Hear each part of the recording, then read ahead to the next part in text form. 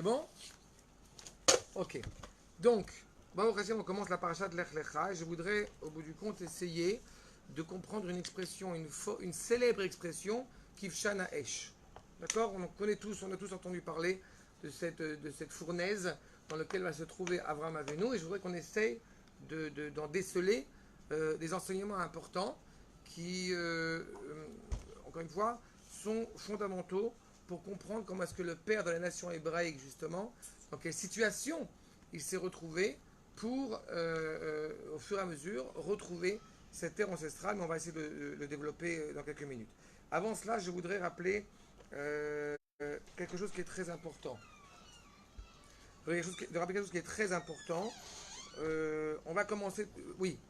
Ce que je souhaitais rappeler, quelque chose de très important, on est aujourd'hui le 9 Rejvan, donc je le rappelle, c'est l'occasion de rappeler qu'évidemment, il y a énormément d'enseignements que nous tirons de la paracha, de tout le livre de Bereshit, qui sont tirés des enseignements d'un maître très important francophone de notre génération, qui est le Rav Léon Ashkenazi, le Rav Manitou, qui est décédé le 9 Rejvan en 1996, les Minyanam.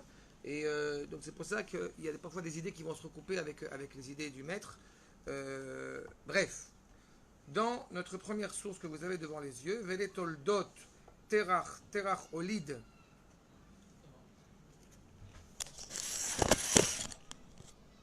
Ah oui, je sais pourquoi il n'entend pas. S'il n'est pas mis le son, il ne peut pas entendre.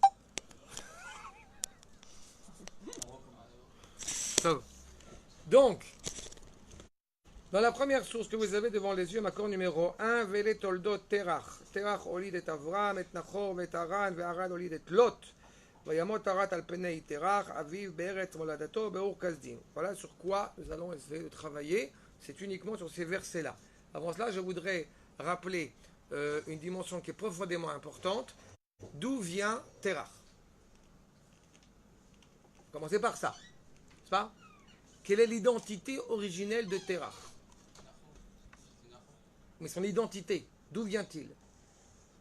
J'ai posé la question autrement. Pourquoi y a-t-il besoin de nous dire que Haran est mort sur Eretz Moladato, Be'ur Kasdim? C'est pas évident?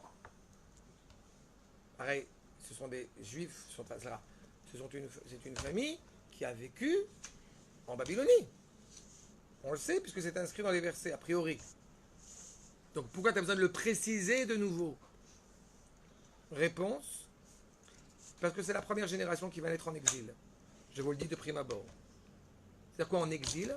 En exil de leur terre. Je vous rappelle les enseignements fameux de Rashi, que quand Noach a séparé la terre en trois, il a séparé la terre de Ham et le monde de Ham, c'est-à-dire en Afrique, l'Égypte notamment, qui fait partie de cette région-là, le territoire qui revient à Shem, d'accord, dont le digne descendant, va être Ever, et enfin, la partie qui est réservée à l'Occident, qui est Yefet. D'accord? Qui est Ever? Ever, c'est le descendant de Shem, le digne descendant de Shem, qui évidemment va donner comme descendants les Ivrim, les Hébreux. D'accord? Donc, je vais plus vite. Nachor est Ivri, Terach est Ivri, Avram est Ivri, Haran est Ivri, et pourtant il meurt où? En Babylonie. Qu'est-ce qui s'est passé entre ces deux moments-là? Entre les moments où ils étaient sur la terre donc de Ever, la terre de leurs ancêtres les Hébreux, dignes descendants de Ever, et ils sont partis en exil, le premier exil de l'histoire de la famille hébraïque. C'était quoi la terre de Ever? Ici, en Eretz Israël. Canaan. Pardon? Il n'y avait pas que Israël. Le digne descendant de Shem. Quand tu fais la lignée de Shem, eh bien nous voyons qu'il y a eu des mutations et que la seule famille, au bout du compte, qui est restée fidèle et authentique aux enseignements de Shem a été les descendants, c'est-à-dire Ever. On a vu ça dans le verset la semaine dernière, où les Shem Avi Kol Bnei Ever. D'accord? C'est intéressant de présenter Shem en disant c'est le grand-père de l'arrière-petit-fils qui n'est pas encore né. Donc qu'est-ce qu'on a voulu dire en cela? de mettre en évidence que Shem était prophète et que le seul digne représentant qui continue le maillon dans la chaîne par la suite, c'est Ever. Ever qui appartient à la terre de Ever, qui bizarrement va devenir la terre de Canaan. Qui est Canaan? Je vous rappelle, Israël avait que Israël. toute la Mésopotamie, du fleuve de l'Euphrate au fleuve du Sinaï. C'est pas grand chose par rapport au monde entier. Et en fait, il est Le plus fleuve, d'Occident. du fleuve de l'Euphrate au fleuve du Sinaï. Mais on n'a pas parlé de grand chose, on n'a pas de ce qui convenait le mieux à la tribu, on n'a pas parlé de quantité. On parle, encore une fois, il n'y a aucune envie impérialiste de la part de ses descendants, c'est-à-dire nous. Il y a une envie de justice. D'accord? Tu peux me donner la terre entière, je n'en veux pas. Bon, peut-être Val Thorens. Non, attends. Non, parce que c'est divisé équitablement en trois parties. Non, c'est pas équitablement. D'abord, c'est équitablement par rapport à la dimension spirituelle, la dimension matérielle. Ce qui est important, c'est le pays, le territoire qui nous convient. D'accord? Mais sur le fond, je reprends. Sur le fond, cette terre va s'appeler la terre de Canaan. C'est étonnant, n'est-ce pas? Pourquoi? Qui est Canaan? Qui est Canaan? Le fils de? C'est le fils de Ham. Canaan est le fils de Ham. C'est ce fils que Ham n'a pas pu se contenter, n'a pas pu se retenir. Il est rentré dans l'arche avec sa femme, distincte de sa femme, et il en sort avec un fils qui va s'appeler Canaan. Canaan signifie, le terme de Canaan signifie se résigner à son instinct. Canaan, Nichna. Pourquoi cette terre prend soudainement le nom de Canaan, alors que son origine aurait dû être Eretz Ever? Comment je le sais? Je vous renvoie quelques générations plus tard. Yosef Hatzadik qui va arriver en Égypte et qui va être présenté comme étant Nahar, Shegunav, mais Eretz Haïvrim. Il a été volé sur la terre des Hébreux. Et de quoi tu me parles? À ce moment-là, tout le monde sait que c'est la Palestine. Le monde entier sait profondément que cette terre est Israël, mais le récuse pour des raisons géopolitiques. Mais en tous les cas, Canaan, dans cette envie de conquête, a chassé, spolié, exilé ceux qui étaient présents ici, à savoir les Hébreux. Puisque ils se sont séparés, Bilshonotam ou Mishpachotam, ils avaient chacun leur langue, ils avaient chacun leur pays. Et donc la famille de Héver, les derniers descendants de Héver, se retrouvent en Babylonie. D'accord? Jusque-là, c'est clair? Alors, justement, pourquoi est-ce que Haran est mort? Ok? Dernier point avant d'avancer. Ça aussi, c'est une parenthèse qu'il faut signifier. Le mot de Toldot, qui n'a jamais voulu dire histoire, mais qui veut dire engendrement. C'est-à-dire que j'annonce la suite de l'histoire, ce qui va faire encore une fois le maillon dans la chaîne. Et les Toldot, Terach. C'est qu'au bout du compte, malheureusement, il a fait un obstacle à la poursuite de l'histoire, à la poursuite des engendrements. Il porte en lui quelque chose. Le mot de Toldot apparaît 12 fois, ou 13, je crois 12 fois dans le Tanakh. Le fait est, c'est qu'il apparaît que 2 fois, ce qu'on appelle Ktiv Malé. Taf, Vav, Lamed, Dalet, Vav, Taf. Uniquement quand Ele Toldot Hashaim Varetz Beibaram, pour l'avènement de Avraham, le monde a été créé pour Avraham, et la deuxième fois à la fin de Megillat Ruth, avec Ele Toldot Peretz, à l'annoncement de David Ameler. C'est-à-dire qu'au bout du compte, pourquoi c'est en Ktav Malé? Parce qu'on a la garantie du succès du monde qui arrive. Alors que il y arrive plusieurs fois, à Noach, les Toldot Noach, pareil, avec un Vav au début, mais pas de Vav à la fin, ou l'inverse, et les Toldot Esav, avec un Vav à la fin et pas Vav au début. C'est-à-dire qu'il y a un potentiel qui ne va malheureusement pas mener à son succès, c'est le cas de Terach. Et à l'inverse, vous avez peut-être une finalité à la fin des temps qui n'est pas encore claire aujourd'hui. Quand Yitzhak va faire la bénédiction sur Esav, il est conscient qu'il y a quelque chose dans Esav, bien que ponctuellement, maintenant, cela n'est pas visible. Et la preuve, c'est que la tête de Esav va rouler dans le caveau des patriarches. Donc quelque chose de bien malgré tout dans la culture de Esav, puisque la preuve, la tête continue, elle roule. Et donc Yaakov a joué au billes après. Voilà. D'accord? Arshal. Mais Haran meurt. Pourquoi est-ce qu'on nous dit Vayamot Haran? D'abord on dit Vayamot Haran. Bon, ok, il est mort. Il y a d'autres qui sont morts. On ne s'arrête pas là. Alpenei terach aviv. Pourquoi tu ne dis pas lifnei aviv? Il est mort avant son père. Avant, il est mort. On a eu plein d'histoires de familles avant qui sont mortes. Qu'est-ce qui s'est passé pour qu'il meure maintenant? Et qu'en plus, on précise alpenei. C'est-à-dire pas seulement avant son père, mais, si je traduis littéralement, à la face de son père. D'accord? Nous dit Rashi. Alpenei terach aviv, bechaye aviv. Du vivant de son père. Terach qui s'est retrouvé en exil. Quel est, je rappelle, quel est le métier de Terach? Vous savez? Le Terach vend des idéologies. Je fais exprès de dire idéologie et pas idole. Pour que vous cerniez bien le problématique. D'accord? Quand je dis que Terach vend des idéologies, il est bien connu qu'il y a une famille, j'ai évoqué tout à l'heure la prophétie de Shem, puis la prophétie de Héver, il est bien connu qu'il y a une famille qui entretient un lien avec l'absolu, avec Dieu. D'accord? Quelle famille? Famille de Héver. Pourquoi ils vendent des idéologies? Justement, ils vendent des idéologies parce qu'il s'est écarté de cette vérité, mais il en a gardé, il en a perdu la substance. Et du coup, il a vu qu'on pouvait faire de l'argent à vendre telle idéologie, on va vendre. C'est comme si j'étais un grand kabbaliste en Amérique et que je vends des fils rouges à $3000 à tous les acteurs hollywoodiens. Tu vois un peu l'idée? Bon, ça n'existe pas, mais bon. Quand on peut faire de l'argent. En tout cas, c'est ce qui se passe.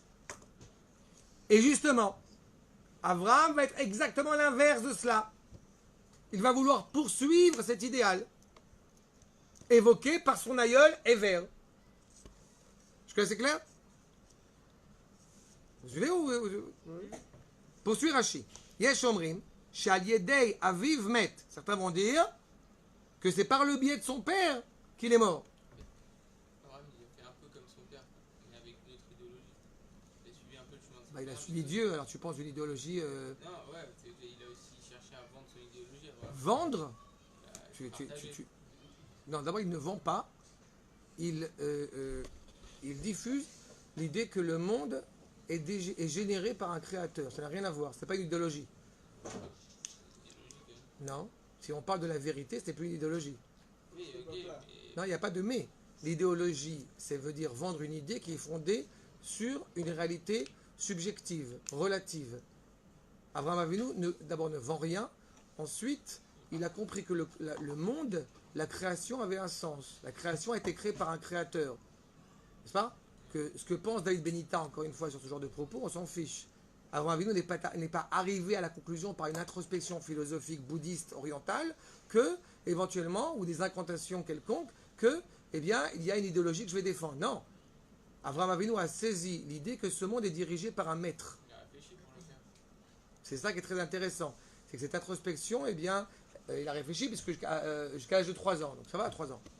À l'époque, 3 ans, c'était pas possible. C'est sympathique, j'aime bien le à l'époque, c'était. Abraham Avinu n'a pas du tout géré, il portait en lui cette identité, je viens de le montrer à l'instant, cette identité profondément intérieure qui le relie à son aïeul Héver. Oui, ok, mais ça change. Ça change beaucoup de choses parce que tu es en train d'essayer de remettre en cause l'idée qu'il y a une spécificité identitaire. Si, je sais justement, mais il a partagé comme son père, il a partagé. Non. son idée. Non, parce que Terach l'a vendu pour des intérêts. Abraham est en train de parler, encore une fois, d'exprimer la garantie de l'existence du monde. Ça n'a rien à voir. D'accord? Abraham Avinu souhaite propager le bien autour de lui. Donc c'est une idéologie qui est très agréable quand même. C'est-à-dire que Terra devait juste vendre pour gagner de l'argent. Ben, la preuve, il fait son magasin. D'accord? On a un intérêt, quel qu'il soit, mais un intérêt. Parce que moi, je peux être Obed Hashem, mais... J'aime beaucoup le je peux être Oved Hashem après qu'Abraham Avinu soit apparu dans l'histoire. Non, tu peux vendre des livres. Donc, où il y a marqué, enfin, je sais pas si vend la Bible, par exemple. Encore une fois, tu es sur l'extériorité de Sadik. Je ne parle pas de ça. Je parle d'une réalité où le monde entier va à gauche et je décide d'aller à droite. Oui, C'est plus qu'une idéologie. Comme une éveillée. Et c'était un prophète, Navi. Non, mais il peut dire, donc il n'y a pas de problème. Mais, d'accord? On est totalement à l'inverse. Si Abraham n'existe pas, Chas v'Shalom, si Abraham n'apparaît pas sur la scène de l'histoire, le monde est foutu. Donc c'est pas une idéologie. Si on sauve le monde. Il n'y avait que Abraham qui était capable de La preuve. comprendre ça. Bien sûr. Mais il y aura peut-être eu quelqu'un après. Nachon, il n'y a pas eu. Et non, il y aurait eu quelqu'un, si Abraham n'avait pas été Abraham, ça aurait pu avoir lieu d'être. Mais justement, Abraham est Abraham. C'est déjà annoncé avant même la création du monde. Il faut qu'elle se mette en place. D'accord? Alpaim Shnot Tohu, c'est justement avant l'avènement d'Abraham. En 1948 de notre ère, évidemment, va naître Abraham, ça change totalement la donne de l'histoire. Mais Haran va être perplexe. Haran, encore une fois, oui, mais il aurait pu être Oved Hashem en vendant des livres. Haran va dire, peut-être ça vaut le coup, peut-être ça vaut pas le coup. Je me tâte, je suis perplexe. Mais est-ce que c'est vrai tout ça après tout? On va voir. Chez Kibel Terach al Avraham, Beno, Lifne Nimrod. Parce que je vous rappelle Nimrod, qui avait fondé la fameuse tour de Babel, qui avait une volonté de cohésion nationale, de cohésion universelle, la globalisation, avec pour seul objectif le culte du chef. D'ailleurs, Nimrod avait des moustaches comme ça. Non, c'est pas vrai. C'est un peu Staline. Mais c'est un peu ça.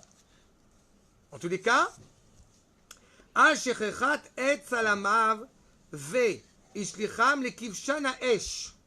Mida keneged Mida. Tu remets en cause des idéologies. Je repense ce que tu as dit tout à l'heure, Ken, sur le fait qu'on parle d'idéologie. Si on parle d'idéologie, c'est qu'au bout du compte, nous avons une discussion humaine entre chaque tradition. D'accord? Et donc, du coup, on pourrait arriver à la conclusion que Jérusalem, je prends l'exemple de cette célèbre phrase, Jérusalem est la ville des trois grandes religions monothéistes. D'accord? Donc on a un rapport de cohésion, un rapport de corrélation bilatérale. C'est absolument abject. Quand le pape, il y a quelques années, il y a un pape, je ne me rappelle plus son nom, peu importe, qui est allé à Yad Vashem en pleurant le sort de nos frères juifs qui sont morts à la Shoah. Alors beaucoup ont trouvé ça absolument exceptionnel. Je fais partie des gens qui ont trouvé ça scandaleux. Parce que nous ne sommes pas son frère. Nous sommes sa mère. Et il y a une idée orientée en disant un propos pareil. C'est de mettre encore une fois la tradition juive qui est reliée à une famille, qui est reliée à un peuple, de prime abord, face à deux traditions qui vont en découler au même niveau. Alors que ça n'a rien à voir. Pour qu'il n'y ait pas de malentendu sur ce point, je précise bien qu'il puisse y avoir une amitié entre un juif et un chrétien, humainement, est quelque chose qui est tout à fait abordable, même souhaitable. Mais parler d'une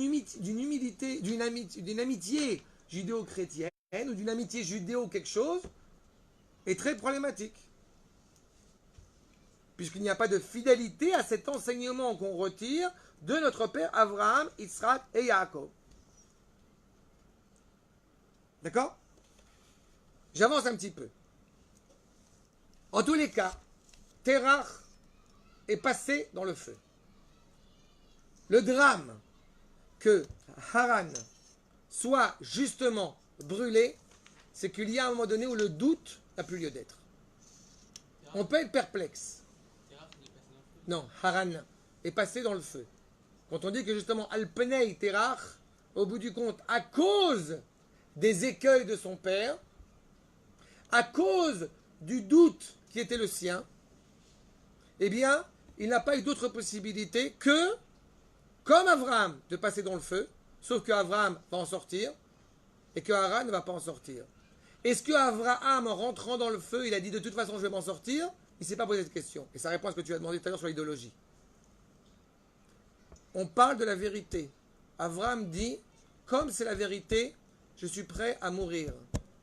Est-ce que quand Galilée et Avdil se trouvent au milieu des flammes, vous connaissez les fameux derniers mots qu'il a dit, qu'il a prononcés, et pourtant elle tourne. Parce que c'est la vérité, donc je suis prêt à donner ma vie pour elle. C'est comme la guerre. Pardon? C'est comme Nachon. Il est évident qu'il y a une exigence d'être prêt à faire un don de soi. Tout à fait. C'est ça l'idéologie, c'est ça la première idée d'Abraham, parce que le monde en dépend.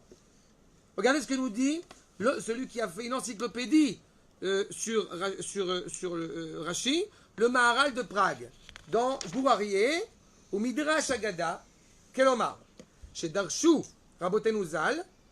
Je rappelle, le Maharal de Prague a pris tous les Rashi de la Torah et il les a expliqués. Ça montre bien aussi la concision de Rashi et la densité de ce qui est inscrit dans Rashi. Parmi les plusieurs commentateurs de Rashi. Il y a autour de 1000 commentateurs de Rashi. Je vous en ai ramené 2, le Maharal et le Rav Eliyahu Mizrahi, le Re'em, qu'on va voir dans quelques minutes. Pourquoi est-ce qu'il vient d'expliquer au visage de son père? Et là, les kach maskir al penei terach aviv bemitato shel Aran. C'est comment où effectivement Aran va mourir. L'omar qui a liédé aviv ba lo amita. Par les actes de son père, Aran va mourir. Ou les fichar eskir al penei terach aviv. C'est que les implications du père d'avoir décidé au bout du compte, intégrons-nous à la société environnante. Arrêtons d'être hébreux. Assimilons-nous à la culture environnante. Il n'y a rien de plus terrible pour un juif que de se sentir chez lui quand il n'est pas chez lui. Dans cette même paracha, nous allons retrouver, au moment de l'axe, au moment de l'alliance entre Akadosh Baruch Hu et Abraham, Ger iye zeracha beretz lo lahem, ce qui implique ta descendance sera étrangère sur une terre qui n'est pas la leur. Ce n'est pas une malédiction, c'est une bénédiction. Là où ça devient terrible, c'est quand on commence à se sentir chez soi, au milieu des nations. D'accord? Il va oublier cette identité. Vous avez une nuance fondamentale entre le judaïsme, même au moment de l'exil, entre un judaïsme assimilé et un judaïsme émancipé. Un judaïsme émancipé, c'est quelqu'un qui s'annonce, qui s'affiche clairement, je ne vais pas dire orgueilleusement, mais en tout cas fièrement dans son identité de juif, et qui participe à la vie de la société, à la vie de la cité. Alors qu'un juif assimilé, c'est malheureusement une réalité où, pour participer à la vie de la cité, je renonce à mon identité. D'accord? Ce que fait Terach, puis, de cette manière, Haran, c'est ça. J'annihile totalement mon lien à ma spécificité identitaire. Ce que voulait Nimrod, parce que c'est la globalisation, justement. On n'a pas répondu à la question pourquoi Israël, on l'a appelé Canaan. Enfin, J'ai dit parce que Canaan l'a foutu dehors. Canaan s'est battu contre la famille, contre les descendants de Héver. Et donc il se retrouve en exil, le premier exil de l'histoire. Canaan, c'est un juif? Canaan est le fils de Ham. Il n'y a pas de juif pour l'instant. On n'est pas encore, on n'est pas à l'époque de on n'est pas encore à Purim. Pour l'instant, il n'y a que éventuellement des gens de Héver. D'accord? Mais en tous les cas, c'est pour ça qu'ils sont en exil. Et ils pourraient avoir tendance à avoir oublié qu'ils sont en exil. Le Re'em, accord numéro 4, poursuit sur cette expression de Alpenei Terach Aviv. Ou Perouche Alpenei, Kemo Lifne, Shemet Ve Aviv, Reu. C'est-à-dire qu'au bout du compte, on pourrait dire que oui, il est mort devant son père. Mais au bout du compte, quand il dit Alpenei ou Lifne, c'est la même chose, il n'empêche qu'il met en avant l'idée qu'il est mort et son père a vu qu'il était mort. Ce qui est en soi évidemment terrible, puisque naturellement, l'idée qu'un fils meurt avant son père est profondément dramatique. Mais c'est de là que le Midrash va sortir qu'effectivement il est rentré dans le feu et qu'il n'en est pas sorti. Parce que si la Torah juge bon de le souligner, c'est qu'il y a un sens à cela. Il n'y a aucun mot en vain dans la Torah. La Torah, je vous rappelle, n'est pas là pour nous livrer une leçon d'histoire. D'ailleurs, sinon elle nous aurait parlé de tous les Hébreux qui existaient à l'époque d'Abraham. Sauf qu'il y a eu une mutation, et quand vous lisez les versets, vous voyez que tout cela a été orienté pour une seule raison, pour les mener à cela. D'accord? Achab. Le Re'em poursuit. Je saute quelques lignes. ופירוש על פני כמו בפני. על במקום ב' כמו על חרבך תחיה, בחרבך תחיה. C'est-à-dire qu'au bout du compte, qu'est-ce qui se passe? Tu vas vivre de ton épée, c'est par ton épée, tu es la raison d'existence. Donc on revient à ce qu'a dit le Maharal, c'est-à-dire parce qu'a fait ton père, tu disparais. Vous savez pertinemment que chacun, au bout du compte, par les choix qu'il va faire, prend des responsabilités sur l'avenir. Si, que Dieu ne plaise, vous, pas vous, mais un juif qui s'amouracherait d'une non-juive, cela aurait des implications terribles sur sa descendance. D'accord? Et donc, on ne peut pas reprocher au fils de Shimon et Christiane, on ne peut pas lui reprocher de ne pas être bien comporté. Il y est pour rien, le pauvre. D'accord? Mais donc, c'est ça qui est induit dans ce rapport à ce que nous dit le Maharal et nous dit le Rehem. C'est que, à cause, vous voyez ce qui est souligné, Bessibato, à cause de ce que justement le père n'a pas su prendre comme décision, cela a des implications sur ses enfants. Et Abraham, de manière assez spectaculaire, assez impressionnante, eh bien, il ne va pas hériter de cette vertu problématique, mais au contraire, il va poursuivre le cheminement qui lui avait été destiné. D'accord? Et c'est en cela où justement il va sortir vivant du feu. Comme c'est la vérité, peu importe si je meurs, mais je suis en relation, je suis fidèle à la vérité. D'accord? Archa, Rabbeinu Bachye, vous avez des questions? Il n'y avait pas d'autre choix en réalité. Il avait le choix. Il aurait pu continuer la vie de son Oui, père, aller à l'église. Elie posait la question tout à l'heure sur le rapport au père à l'idéologie. Abraham était emmené, nous dit le Rambam, dans son enfance, à l'église, comme avec son père et sa mère. C'est ça que je voulais dire. À l'église, je veux dire, au temple idolâtre. Quoi, C'est-à-dire que par la force qu'il avait, il s'est dit j'ai pas d'autre choix que de prôner la vérité, parce que c'est la vérité que j'y crois. Quoi. Là, oui, mais il a fallu qu'il y ait une sorte voilà, de révolte individuelle au nom et pour la vérité. D'accord? D'accord? Mais il a toujours le choix. Il a toujours le choix au bout du compte ou d'assumer ou de subir. Maintenant, Rabbeinu Bachye nous dit Vayamot Aran, al penei terach aviv beretz moladato, etc. Je rappelle, Rabbeinu Bachye, élève du Ramban. Akatou bazé.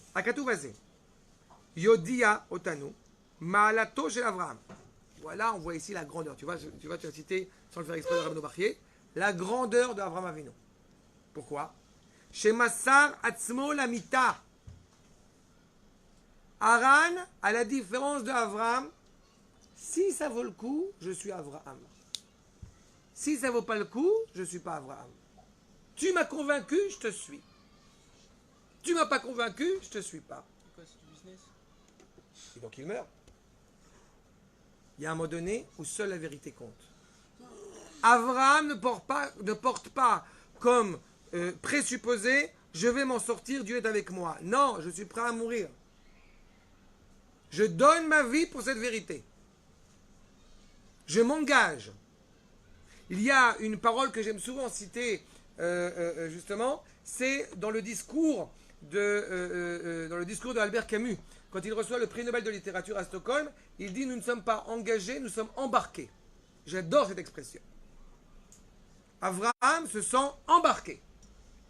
Quand tu dis il n'a pas le choix, il a toujours le choix. Mais j'ai décidé que la vérité m'interpellait. D'accord? Comment ça se fait qu'aujourd'hui il y a des gens qui sont convaincus comme Abraham, qui descendent d'Hachem, et pourtant ils meurent dans le feu?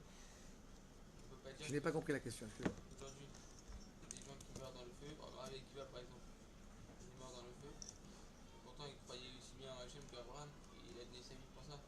Tu poses une autre question. Est-ce que le fait que Rabbi Akiva soit mort dans le feu impliquerait que Rabbi Akiva n'était pas méritant? C'est ça la question? Non, et qu'il n'ait pas eu des mounères comme Abraham, quoi. Alors d'abord, c'est absolument faux, mais je vais te dire un truc qui va aller dans ce sens. La Torah que nous tenons aujourd'hui, on la tient de Rabbi Akiva. Je sais, mais Abraham aurait pu mourir, mais comme Abraham ne peut pas mourir, parce que c'est le fondateur de la nation hébraïque. Après, tu as plusieurs choses qui rentrent en ligne de compte, notamment le mérite du peuple à ce moment-là. Nous disons traditionnellement que la mort d'un grand Talmid Chacham, eh bien, expie les fautes du peuple. D'accord? Rabbi Akiva, si on passe à une autre période où il va falloir passer par l'exil, semble-t-il douloureux, mais il n'empêche que Rabbi Akiva termine cet terrible épisode par l'invocation du nom d'Akadosh Baruch Hu, par l'invocation de Shema Israël Hashem Hashem Echad. Et je répète, Rabbi Akiva a réussi à nous consoler. C'est le même Rabbi Akiva qui va réussir à rire au moment, après avoir pleuré, après la descente du Beth Amikdash, dans une confiance, encore une fois, pour l'avenir. Ça veut dire que il n'y a pas que Rabbi Akiva. À travers toute l'histoire du peuple juif, beaucoup de juifs sont morts, ont été assassinés. D'accord? Au nom de cette vérité. Mais je vais te répondre à la question, on a encore le temps avant qu'il se lève, mais je vais te répondre à la question. Hana pose cette même question. Hana et ses 7 enfants qui vont mourir à l'époque de Hanouka. Elle pose cette même question, nous dit le Midrash, sur le fait que toi, Abraham, tu as ligoté ton fils sur l'autel, mais au bout du compte, il est redescendu. Comment est-ce que moi, je peux supporter l'idée d'avoir perdu mes 7 enfants, l'un après l'autre? La réponse que vont donner les Chachamim à ce niveau-là, et qui va lui donner cette force de continuer, c'est parce que toi, Abraham, tu as été capable de le faire et tu as été prêt à le faire, donc je peux assumer. Le rôle qu'ont tenu nos aïeux en étant prêts à mourir pour cette vérité, c'est ce qui nous donne la force aujourd'hui d'être qui nous sommes. Et c'est ce qui garantit, au bout du compte, la finalité positive du projet. Si Abraham avait été hésitant à ce moment-là, ça aurait été très dangereux. Ça aurait été la preuve qu'il n'est pas Abraham. Rabbi Akiva, justement, encore une fois, la preuve, si tu connais son nom, c'est que le nom de Rabbi Akiva est connu pour l'éternité. Donc, effectivement, il a perdu la vie dans ce monde-ci, mais il a gagné la vie pour l'éternité. Non, mais ça veut dire que c'est pas vraiment la Emouna qui a fait de Abraham, qui a sauvé vraiment Abraham de la fournaise. Forcément un autre facteur. Mais je viens de dire à l'instant, tu vois ce que dit Rabbeinu Bachye. Aux yeux d'Avraham, il n'est pas en train de se poser la question est-ce que ça vaut le coup ou ça ne vaut pas le coup. Donc oui, c'est la Emouna. Mais quand je dis la Emouna, on n'est pas dans la résultante. On est dans l'évocation. C'est-à-dire que Haran a jugé une négociation. Avraham n'est pas en train de te dire ça. Aux yeux d'Avraham, à ce moment-là, quand il rentre dans le feu, qu'est-ce qu'il pense qui va se passer après? Non, peut-être il hésite. Tu sais pas lire, ça veut dire. Non, Tu ne sais pas lire. Avraham est rentré dans la fournaise. À ses yeux, il va mourir. il savait qu'il y avait une possibilité qu'il dise. Je suis en train de dire un commentaire qui est très intéressant, sauf que c'est pas inscrit. Sauf que c'est pas inscrit. Tu vois bien ici. Ce n'est pas, même s'il a une confiance envers Akadosh Baruch Hu, c'est pas au nom de cette confiance d'en sortir vivant qu'il rentre dans la fournaise. Moi j'ai juste entendu qu'il s'est dit si je meurs, parce que Hachem il est dans ce monde, mais il s'en fout. Sadiq, fais-moi plaisir. Tu veux citer une référence, comme je t'ai déjà fait la remarque une fois, il faut la ramener, et il faut la ramener en hébreu. Ça évite les contresens. Là, on a Rabbeinu Bachye. Je me concentre sur Rabbeinu Bachye, élève du Ramban, et il nous dit clairement, et je reprends ce que j'ai souligné, chez Massar Atzmo Lamita, Al Emunat Hashem Itbarach. Pour lui, il va mourir au nom d'Akadosh Baruch Hu, au nom de cette vérité. Ve'el Malé, Ramaz Akatuv Hazeh, Aya Raoui Leodienu, Techila, Ma'alato, Shel Avram, Ve'anagato, ou Midotav. On aurait pu annoncer dès le départ, si c'est tel est le projet, les vertus, la grandeur d'Avraham. Ve'az, il aurait été écrit, Vayomer Hashem El Avram, Ki er itachen yod dibur Hashem Itbarach le Adam, Ve'lodienu Techila Mihu. Comment est-ce qu'on peut invoquer l'idée que Akadosh Baruch Hu parle avec quelqu'un sans qu'on sache qui il est? C'était le cas avec Noach. Noach matzachen bene Hashem, quelque chose de gratuit, une grâce qui a été évoquée. Là, Avraham, on ne connaît rien de lui. Et si on ne connaît pas cette histoire, j'ai envie de dire, depuis notre plus tendre enfance, eh bien, on ne sait pas ce que cela implique. Mais il y a quelque chose qui était sous-jacent à la personnalité profonde d'Avraham. Iné. Sharei ben Noach loba elav adibur. Quand il va parler avec Noach, il n'y a rien qui est venu. Vayomer Elohim le Noach, Ad sheodienu techila midotav. Shaya ish tzadik tamim. On nous annonce d'abord qui est Noach. Et du coup, tu comprends pourquoi est-ce qu'il parle avec lui. Alors que là, on ne te dit rien. La première rencontre entre Akadosh Baruch Hu et Avraham dans le texte, c'est Lech lecha mi'artzecha et moledecha. Va-t'en, casse-toi, va en Eretz Israël. Valken ba'aremes b'katuv hazeh. Et c'est en cela où il y a une allusion justement qui est évoquée, pour qu'on comprenne la grandeur d'Abraham, même si elle n'est pas rédigée clairement. Vaedut al ma'alat Avraham, Benyan ur kasdim. La capacité, je reprends, d'Abraham à faire don de soi est le plus grand mérite, est la prémisse du plus grand mérite d'Abraham. Je reprends encore une fois un enseignement qu'on retrouvera dans la page de Vaïra. Quand Akadosh Baruch Hu va appeler Abraham, il va parler, il va s'adresser à Abraham. Quelle est la réponse d'Abraham? Hineni. C'est quoi Hineni? Hineni, c'est pas seulement, c'est pas je suis là. C'est beaucoup plus fort que ça. Exactement. J'ai coutume de rappeler que je suis prêt. J'ai coutume de rappeler que quand Akadosh Baruch Hu s'est adressé à Adam Arishon en lui demandant Ayeka, où es-tu? Il n'y a pas de réponse. La réponse, elle va venir 1948 ans après. Avec Abraham. Tu me demandes Akadosh Baruch Hu, je vais devant toi. Je vais faire exactement ce que tu veux avant même que tu me dises ce que tu veux. Ça, c'est Abraham.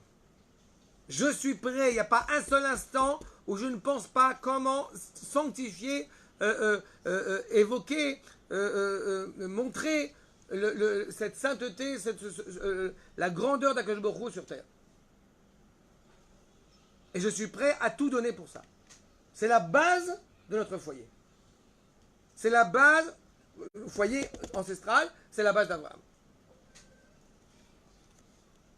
Il arrive, je vous rappelle, à Haran, qu'est-ce qu'il fait, une yeshiva?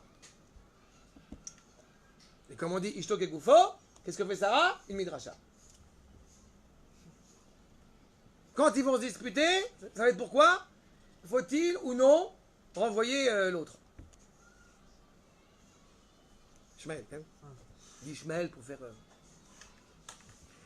עכשיו, אור כזים שעליו היה ראוי שיהיה דיבור השכינה מדבר עמו. Pour qu'on comprenne quand même la grandeur de le roi des rois qui parle avec Abraham.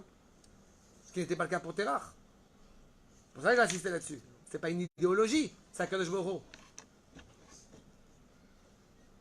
והוא שאברהם לא היה ארץ מולדתו אור כסדים, כי אם עבר, הנה. Comment est-ce que Akadosh Baruch Hu peut parler à un juif en dehors d'Eretz Israël? Réponse. Vous êtes au courant de cela ou pas du tout au courant? Non. La prophétie ne peut pas se faire en dehors d'Eretz Israël, d'accord? Il a fait. Donc comment est-ce qu'il a pu lui parler? C'est à partir de Moshe, ça. Non. Il y a un avis qui a Pardon? il y a un avis qui a une... Vas-y, j'attendais la question. Yereskel. Je vais t'aider, Yereskel. Il a commencé à prophétiser en Eretz Israël. Moshe. Ouais, moi je suis aussi. Moshe, ça dépend de quoi on fait référence. C'est ce que va rajouter le Kuzari. Je vais répondre très rapidement. Akadosh Baruch Hu s'adresse à Moshe Rabbeinu parce que l'objectif de la sortie d'Égypte, c'est de revenir en Eretz Israël. Donc il prophétise. D'accord? C'est la réponse notamment du Kuzari qui explique pourquoi est-ce qu'il lui prophétisé. Bon, lui, il a commencé sa prophétie en Eretz Israël, donc c'est plus simple. Mais en de manière générale, la prophétie ne peut avoir lieu que en Eretz Israël ou en vue d'Eretz Israël. Pardon? Bien fait. Donc, très bien. Donc, tu as répondu à ma question. Comment est-ce qu'Akadosh Baruch Hu a pu prophétiser à Abraham? Très bien, vous avez raison. Donc, pourquoi est-ce que... Pour retourner sur Pour arriver à... Mais comment est-ce qu'il peut aller sur une terre avec laquelle il n'a aucun lien? Il a un lien. Comment? Enlever. Oh, il a fait méode. Donc, ça veut dire que revenir en Eretz Israël, ce n'est pas venir conquérir un territoire étranger, C'est rentré chez soi. c'est rentrer chez soi. C'est exactement ça. Ce qui est vrai pour Abraham est évidemment d'autant plus vrai pour nous, le peuple. D'accord? Pourtant, c'est une bénédiction de Hachem de donner la terre d'Israël à Abraham. Alors, le verset va dire Az akenaani baaretz. D'accord? Il a fait. Que va commenter Rashi? Ce que j'ai cité tout à l'heure. Kenaan a volé la terre, alors que ce n'était pas lui. Je poursuis Rashi. Atidani le'arzira lezeracha. Il n'a pas dit je vais te la donner. Tu vois encore une fois l'hébreu? Atidani le'arzira. Je vais la rendre à ta descendance. Tu vois comment on lit quand on lit en hébreu et quand on lit en français? Le fait que ce soit un cadeau, c'est de comprendre que la terre d'Israël est un don gratuit de la part d'Akadosh Baruch Hu. Mais elle est appelée aussi Achouza. Je tiens la terre. Et dans tous les cas, il est évident que ce cadeau, c'est ce qui est rendu à la génération, à la descendance, à nous, du peuple juif. Quoi? Il a fait. Dans la cantillation, tu vas vers la terre, virgule, que je te montrerai. Comme tu es arrivé là où tu devais arriver, c'est la preuve que tu es Abraham. Je te montrerai la terre une fois que tu y seras. Tu y es arrivé, c'est la preuve que tu es vraiment toi. D'accord? Encore une fois, plus vous allez apprendre, je l'ai dit 15 000 fois, mais c'est pas grave, plus tu vas apprendre, toi et mes d'autres, la Torah en hébreu, plus vous allez recommencer à apprendre comme il faut. Par rapport à la prophétie en dehors d'Israël, Hachem il a parlé à Caïn, Adam Hachem et Ève, Ils étaient où? mais c'était pas en Israël. Ah bon? C'est marrant ce que tu me disais, parce que l'essentiel de leur dispute, il va le dire le Midrash, c'était qui va construire le Beth Amikdash, qui est évidemment en Inde orientale. Non, mais Ça y est, je peux continuer? Adam Hachem il était dans le Gan Eden la première fois qu'il a parlé. Ah, et c'est où? En Israël, le Gan Eden. Ah bon? Alors on peut continuer. C'est bien? Donc, quand j'entends une phrase qui me chagrine, je ne réponds pas. Le Gan Eden, c'est Eretz Israël. C'est bien? Je sais pas, moi. C'est une autre dimension, c'est un autre problème. La dimension, ce n'est pas une dimension géographique. Mais la première dimension, justement, de là où vient Eretz Israël, c'est d'Eretz Israël. Akadosh Baruch Hu a construit d'abord Jérusalem et le monde entier autour. Peut-être, mais Adam Hachem. Ah, peut-être, mais je te réponds. Si Caïn et Havel, si Adam Arishon s'était construit justement sur le Gan Eden, va relire les corrélations entre le Beth Amikdash et le Gan Eden.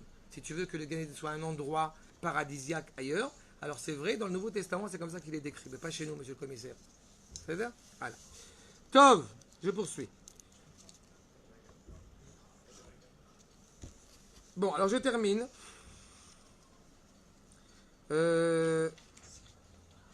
Bon, je termine l'essentiel. Je vais juste mettre l'accent sur le fait que va nous enseigner le Rav Harlap, au bout du compte, eh bien, et je crois que c'est très important, Haran, qui était le père de Sarah et Menou. Il faut bien comprendre que Sarah et Abraham avaient décidé de revenir en Eretz Israël, et que ils n'étaient pas encore mariés, mais que Haran s'opposait à l'idée que Sarah, sa propre fille, revienne en Eretz Israël. Akadosh Baruch Hu a arrangé le problème. Comment? Il a tué le père. C'est-à-dire? Et comme ça, Sarah et Abraham, qui étaient profondément motivés, qui n'avaient jamais perdu au grand jamais cette identité hébraïque, cette identité authentique, de vérité, qui est en gestation, Ever, c'est Ubar, face à Nachor, qui lui va devenir araméen, je le rappelle, Bethuel Arami, Lavana Arami, ils ont perdu cette identité hébraïque. Ils se sont appropriés une identité mensongère. Arami, ça vient de Ramaout, on va dire le Midrash, Arami, Araméka, Américain, c'est pareil. Je suis comme en Eretz Israël, mais pas en Eretz Israël. Eh bien, cette identité, évidemment, est profondément mensongère.